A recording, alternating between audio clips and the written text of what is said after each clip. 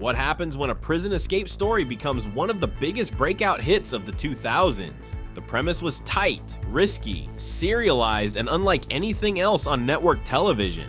But success came fast, maybe too fast. Suddenly, the network wanted more. The story had to keep moving, and the deeper it went, the harder it became to hold it together. So how did this gripping escape drama turn into a runaway franchise desperately trying to outrun itself? Let's find out.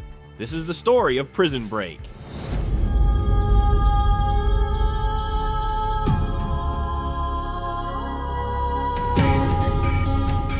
The concept for Prison Break didn't come from a writer's room. It started with a conversation. Frances Kelly, a woman Paul Scheuring had worked with, brought the initial idea to him. What if someone got themselves locked up on purpose, just to break someone else out? It was a high-stakes setup with no obvious roadmap, but Scheuring saw the potential. He reworked the idea around two brothers, one wrongfully sentenced to death, the other a structural engineer willing to risk everything to save him. To support that core relationship, Scheuring built a wider conspiracy. The innocent brother, Lincoln Burrows, wasn't just wrongfully convicted. He'd been framed by covert agents working for a powerful organization called The Company. Michael Schofield, the younger brother, has the entire escape plan hidden in plain sight, encoded in the form of an elaborate full-body tattoo. He fakes an armed robbery to land himself in Fox River State Penitentiary, where his brother Lincoln is scheduled for execution. Once inside, Michael pretends to have type 1 diabetes, befriending the prison doctor just to gain daily access to the infirmary, a crucial part of the escape plan.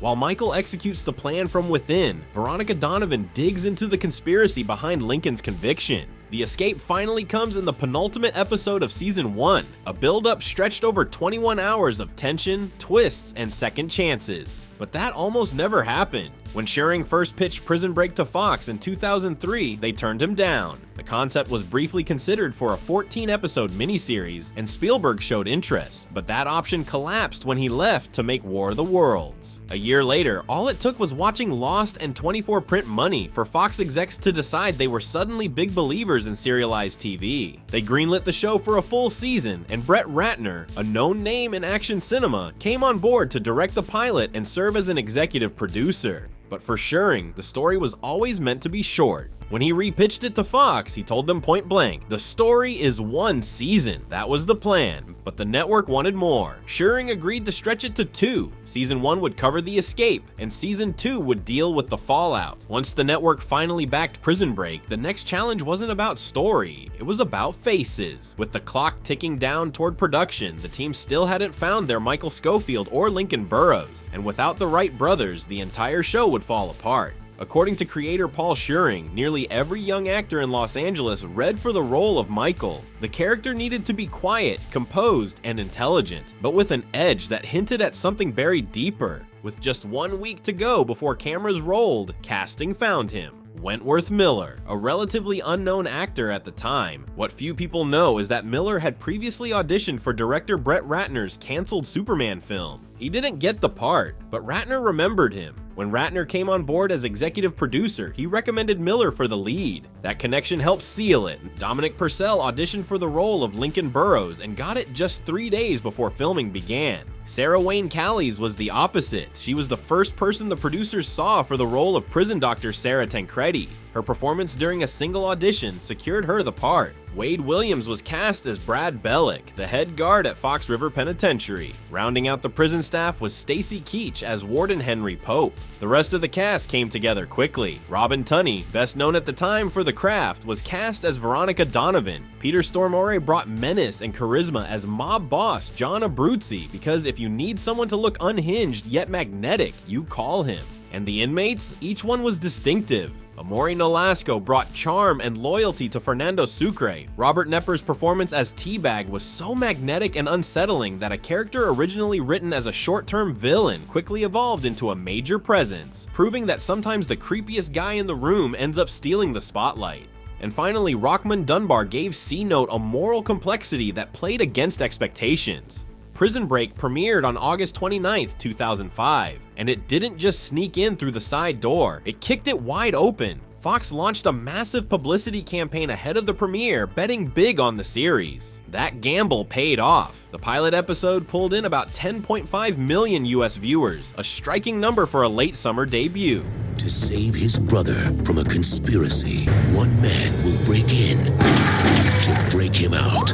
Critics were largely on board. Reviews for the first season were described as generally positive, praising the show's relentless pace and cliffhanger structure. The Chicago Tribune called it rocking good entertainment, highlighting its cast of unpredictable inmates and taut storylines. The New York Times, borrowing from Fox's own press materials, labeled it pure popcorn pleasure, because when in doubt, just quote the hype. More than just critics, international audiences showed up in droves. By the time Prison Break had won over viewers and earned its place in the weekly TV conversation, the real work had already been taking its toll behind the scenes. Because while the escape may have looked perfectly calculated on screen, pulling it off in real life was messy, chaotic, and often just as risky. The show's visual edge came from a choice that few network dramas dared to make: filming in an actual prison. Production took place inside Joliet Correctional Center in Illinois, a decommissioned penitentiary with real cell blocks and worn corridors. It wasn't a set, it was the real thing. That raw atmosphere gave the show its credibility, but it also came with a cost. The summer heat inside Joliet was brutal. One of the show's most iconic visuals, Michael Scofield's tattoo, became a production headache of its own. Each full application of the prosthetic took 4 to 5 hours. To save time, the makeup team often applied only the visible parts, his forearms, shoulders, depending on the shot. Even then, it was a delicate process. Off camera, tensions weren't always about creative choices. Actor Lane Garrison, who played Tweener, was arrested and later imprisoned after a 2006 drunk driving incident that caused a passenger's death. The storyline for his character was cut short in season 2. Tweener was abruptly killed by Agent Mahone, played by William Fichtner. Then there was Sarah. When season 3 began production, Sarah Wayne Callies was on maternity leave. The writers made a choice. Her character was killed off screen. In one of the show's most shocking moments, Lincoln opens a box with what's implied to be Sarah's severed head. The original plan was to kill Sarah in season 1. She should have died of an overdose in the finale, but her growing popularity with fans saved her. By season 4 though, the producers did what few shows ever attempt. They reversed the death. The head in the box was revealed to be a fake. Sarah was alive. It wasn't just the characters facing danger. During filming of the 2017 revival in Morocco, Dominic Purcell was seriously injured when an iron bar fell from the set and struck him in the head, breaking his nose and gashing his scalp. Astonishingly, he recovered quickly, later joking about his tough Viking skull. But perhaps the strangest behind-the-scenes twist didn't involve cast or crew. It involved a lawsuit. In 2006, two brothers, Donald and Robert Hughes, filed suit against Fox and Paul Scheuring. Their claim that Prison Break had stolen elements of their life story. Decades earlier, one of them had helped the other escape from a juvenile facility. And then there were the changes happening on the page. After Paul Scheuring stepped away post-season 2, new showrunners took over. Each season that followed came with a sharp narrative shift. Season 2 ended with Michael locked up in Sona, a brutal Panamanian prison, because apparently one escape just wasn't enough. The 2007 to 2008 Writers Guild of America strike hit just as season 3 was underway. Production was forced to shut down early, cutting the season short at 13 episodes. Storylines reset inside a Panamanian prison, but without a clear arc to carry them through. Many viewers were confused, and the ratings dropped. The show's tight pacing started to fray, and the sense of momentum that had carried seasons 1 and 2 began to stall. Season 4 didn't help. The plot moved out of the prison entirely, shifting into more of a global conspiracy thriller. It wasn't badly executed, but it didn't feel like Prison Break anymore, at least not to all the fans. Ratings continued to slide. The series finale, wrapped up with the final Break TV movie, was designed to put a lid on it all and end the journey cleanly. In 2017, Fox revived the show for a 5th season. It picked up years later with a different tone and a new mystery. Michael was alive and trapped in yet another prison, this time in Yemen. The return had decent viewership, but it couldn't capture the old lightning. Reviews were mixed, the energy felt different, and while longtime fans appreciated seeing the original cast reunite, the magic wasn't quite the same.